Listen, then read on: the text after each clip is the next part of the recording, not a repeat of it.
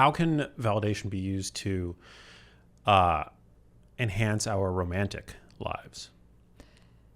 So I'm going to say something a little controversial, which is that I believe validation is more important than love in some sense. It is certainly as important. It's a conduit.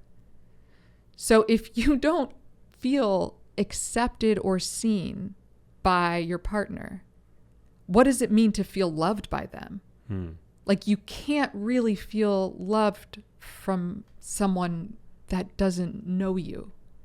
And I think that's why a lot of us end up in relationships that feel empty in ways we can't quite put our finger on, right? There's just this, and often it's because we haven't been vulnerable, we haven't risked, or they haven't been vulnerable, or worse yet, we've been vulnerable and they responded kind of negatively to it. They didn't engage, they shut down, or in the worst situations, they were critical. Okay, boom, learn not to do that again. And I really like this person, so I'm not going to do that again. So in romantic relationships, if validation isn't communicated frequently and regularly, it's really hard to feel a sense of deep intimacy or love. It's just, what is it based on? If that makes sense. Yeah, you're making the other person feel isolated. Like, that's kind of, that seems like it would be the other side of the coin, right? Isolation, loneliness. Yeah. So and I work a lot with couples, and we'll do these assessments when they come in, to kind of gauge the strength of the relationship. And one thing we ask about is kind of loneliness. Do you feel lonely in this relationship? And when the answer is yes, I know one of the first things I have to help them do is kind of develop these skills and then use them in communication with each other. Because loneliness is a symptom of not feeling seen, right? That is the implication there. That's like worse than being, not that there's anything wrong with being single, yeah, but feeling alone in relationship, that's gotta be, that's difficult. And I think that's what a lot of people struggle with. They're afraid of being alone, and yet don't realize that they're actually in a lot of ways lonelier in this relationship because there's no potential. It feels like there's no potential to be seen. So you're like, you're not stuck, but like you're not going to see other people. Yeah. And you're trapped in this situation where you're not feeling accepted. Damn. Yeah, that's gotta be difficult. So you see individuals. Yeah. And you also see couples. Yeah. And adolescents. Yeah. What's the least validating thing to say to somebody when you're trying to be validating? Ooh.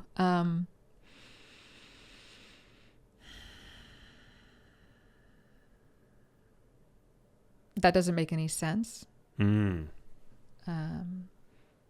Correcting people's emotions. I think this is often the form that gaslighting takes, right? You're not frustrated. You're jealous. You're jealous of my success. You're not frustrated with and so this kind of emotion correcting where people are like, wait, am I jealous? Wait, am I? So this is what we see in folks who come from pervasively invalidating environments. They don't trust their own sense of what's going on in the situation. They defer to others in the environment to figure out what they should be thinking and feeling because they've been told repeatedly that their emotions are wrong. They shouldn't be feeling that way. All right. Don't be a baby. Act your age. These messages. Now, we've all said things like this to our kids before, right? But it's like when that's done on a large scale, when every other reaction the kid has is responded to in this way, you end up with adults who cannot trust themselves, much less be vulnerable with others. So it goes back to childhood. Yeah, in some sense, but it can be overcome. Can it? Yeah, that's my job. That's got to be incredibly difficult, but it tracks with going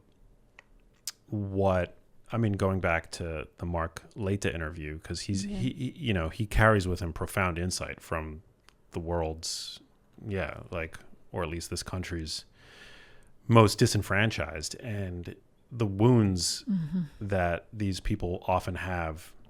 Well, more often than not, they trace back to childhood, like really traumatic childhoods with wounds that run unimaginably deep. Yes. That has been many of the clients I work with. In working with folks who have BPD, the sad truth about that condition is that it is disproportionately higher in women and women with a history of sexual trauma. Okay. Because what could be more validating than sexual trauma, especially as a child? The people who are supposed to protect you are hurting you. Okay.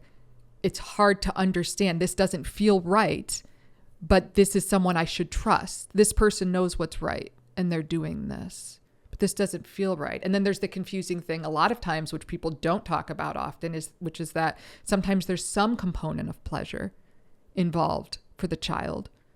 Not always, but sometimes. And that's confusing as hell, because then it really feeds this narrative of I brought this on. I deserve this, which is also kind of reinforced oftentimes by the perpetrator. And you can just see this invalidating storm of like, what's up and what's down. All I can conclude is that I'm bad. I'm wrong. You think you can actually heal from that kind of trauma? Again, that is my job. Yes. It is my job to first come in, and because then what the folks may be doing as adults, not always, but folks who have, developed problems, is that they're acting out in ways as adults that are really offensive, right? And make me say some version, like they're coming in and saying, oh, you went to this school, not that school. And I'm like, what? That's so gross, right? Yeah. So they're doing things that attract a lot of negative attention. And so what I have to do is pull back and look at what's valid in their experiences. And when you do that, for someone who's been chronically invalidated, the reaction is like, it's, first it's disarming. Then it is, there's like an immediate transformation. That doesn't change everything, not by any means, but there's this sense of like, holy shit, wait a minute. What I've been feeling is okay, is right.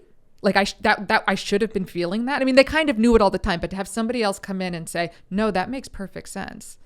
Like I totally understand why you want to do X, Y, or Z in this situation. I totally understand why you're upset or not upset in this situation. It's just not a message they're used to getting. And so the wheels start turning, and you can almost see it in real time of like, what else have I been discrediting in my own experience? Like, how far back does this go? And that's when the work starts. Hey, if you like that video, you need to check out this one here, and I'll see you there.